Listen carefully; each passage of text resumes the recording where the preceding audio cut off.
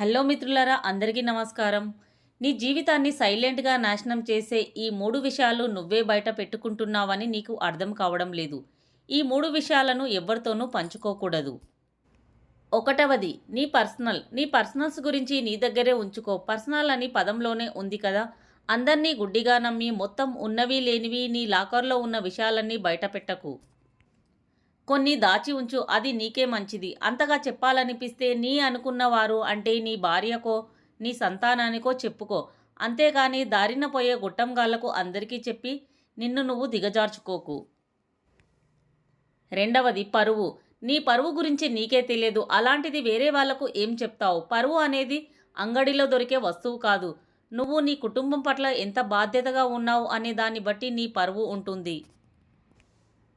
కుటుంబాన్ని గాలికి వదిలేసి నువ్వు తాగి తందనాలు ఆడితే నీ పరువు కాస్త బజార్లో పడుతుంది.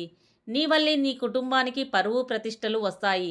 దాన్ని కాపాడే బాధ్యత ఖచ్చితంగా నీకే ఉంటుంది. నిన్ను చూసి నీ ఇంటి సభ్యులు నేర్చుకుంటారు. మూడవది ధనం. నీ ఇంటి ధనం గురించి 10 మందికి చెప్పకు. నీకు ఒకవేళ లక్కీగా ఏదైనా లాటరీలో డబ్బులు వచ్చినా సంతోషంలో అందరికీ చెప్పుకోకు. ఆ పూటకు సంతోషించి తర్వాత నీ దగ్గరున్న డబ్బును ఎలా లాక్కోవాలని చూస్తారు. ఈ పాడు లోకాన్ని అంత గుడ్డిగా నమ్మొద్దు. ఎవరు ఎప్పుడు ఎలా మారతారో ఎవరు చెప్పలేరు.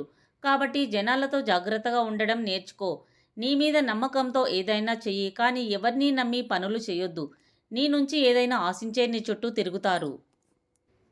మిత్రులారా, ఈ వీడియో కనుక మీకు నచ్చినట్లయితే ప్లీజ్ ఒక లైక్ చేసి ఇలాంటి మరెన్నో ఇంట్రెస్టింగ్ వీడియోల కోసం మా ఛానల్ని సబ్స్క్రైబ్ చేయండి. ధన్యవాదములు.